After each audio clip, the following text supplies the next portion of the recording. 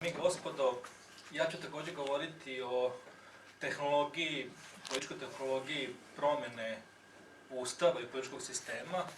Mi smo svjedoci toga. Naime, u aprilu, maju ove godine krenula je priča, dakle jedna od tema koja se nameće javnosti, krenula dakle priča o promjeni političkog sistema, u kojoj je bila zapravo, tako da kažem,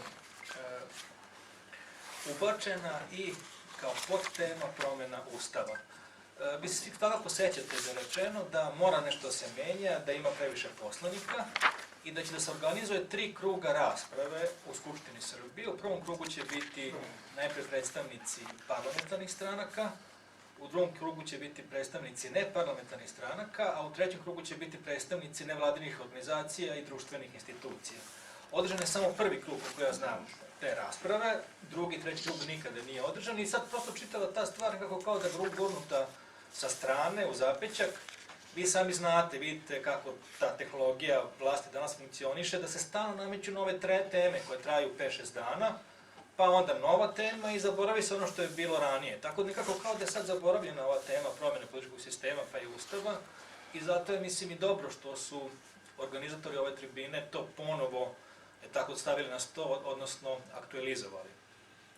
Promjena političkog sistema se faktički ne može napraviti, bar onako kao što je zamišljena, kao što je predložena, bez promjena Ustava, ako je glavna stvar u toj promjeni smanjenja broja poslanika, budući da je broj poslanika direktno naveden u Ustavu. Dakle, to se ne može menjati, a da se ne promeni Ustav. A ako već onda raspakujete Ustav, onda je to jedna potpuno druga priča u odnosu na, recimo, promjenu izbornog zakonodavstva. Tu možete menjati, recimo, sadašnji proporcionalni u većinski sistem bez promjene Ustava, ali ovo ne može.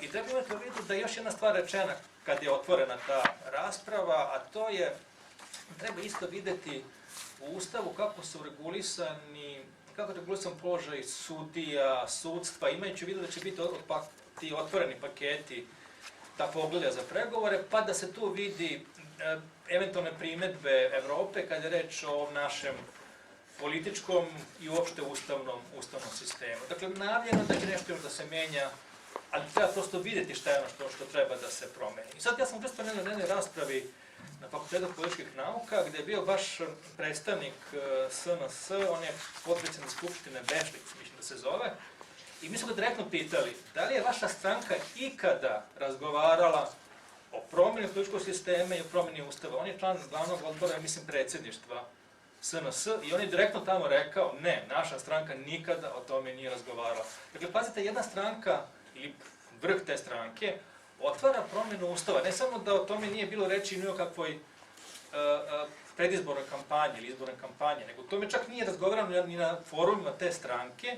Znači, otvara se takvo jedno pitanje i onda, prosto se vidi koliko tu postoje određene improvizacije, nesigurnosti, ali upravo se tu krije opasnost. I kad imate takvu jednu maglovitu situaciju u kojoj su stranke pozvane da pričaju o tome kako vi šta treba menjati u Ustavu, gde se onda to posle toga zaboravi, sa svim je moguće da onda već u sljedećem koraku odjednom, tako da kažemo, nijotkuda, proistakne neki predlog koji zaista može biti problematičan ili sporan. I u tom smislu ova, tako da kažem, konzervativna pozicija, bolje da se ništa ne dira, bolje da se ne otvara nikakav paket vezan za Ustav, je nekako najrazboritije, imajući u vidu to da postoji toliko nepoznanica, toliko, tako da kažem, tih opasnih mesta, gde može biti napravljen ozbiljan problem kada je reč o, tako da kažem, o poretku. Evo na što mislim, dakle, ako se otpakuje Ustav, onda nije u pitanju samo Kosovo. Ako vi obezbedite, recimo, da kroz odgovarajuće kampanje ubedite građane da izađu i da dovoljno broj građana, kao što je profesor Čavoški rekao, to sad više nije ona većina koja je tražena nekada po Ustavu iz 1990. godine.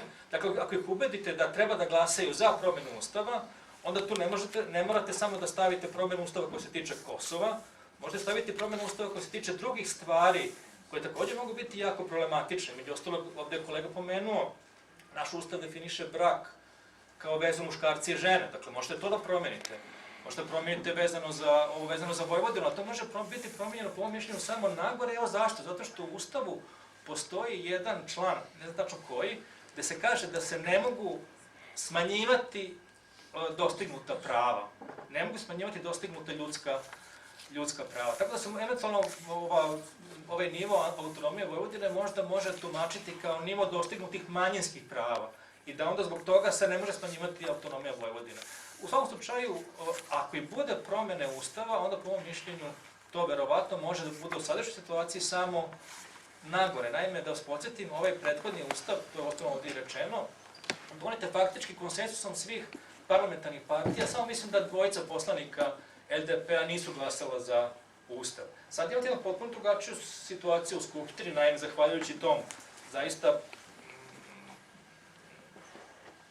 blokirajućem medijskom i političkom sistemu, vi danas u Skupštini uopšte nemate, iako imate po istraživanjima preko 30% građana koji su protiv ulaska u Evropsku uniju, imate, mislim, samo jednog jedinog poslanika iz ove Popovićeve stranke, koji je protiv ulaska u Evropsku uniju. Dakle, to je jedna potpuna nereprezentativnost, bar kad je reč o nekim osnovnim idejama. I takva Skupština sa takvim strankama zaista može da, imajući vidu i pogotovo medijski sistem koji je uspostavljen, da se zaista ne može čuti drugačije mišljenje. Mislim, ovo što kaže profesor Čavoški je zaista vrlo zabrinjavajuće da se, recimo, njegovo mišljenje ne može čuti ili pročitati nigde drugde osim u časopisu Geopolitika. Dakle, kad imate takvi jedan blokirani medijski prostor, na potpuno jasno i možete napravite takvu atmosferu u kojoj ćete ubediti bar deo građana da izađu da glasaju i da onda, kažem, promenite Ustav u ovom pravcu koji zapravo može biti veoma nepovoljan. E sad, vi ćete vjerojatno postaviti pitanja šta sad tu i možemo da radimo. Pa, vidite, stvar je uvek u tome da prvi korak u svakom činjenju jeste da se razume situacija. Mislim da je to Sun Yat-sen rekao da je lako delati, ali teško razumeti.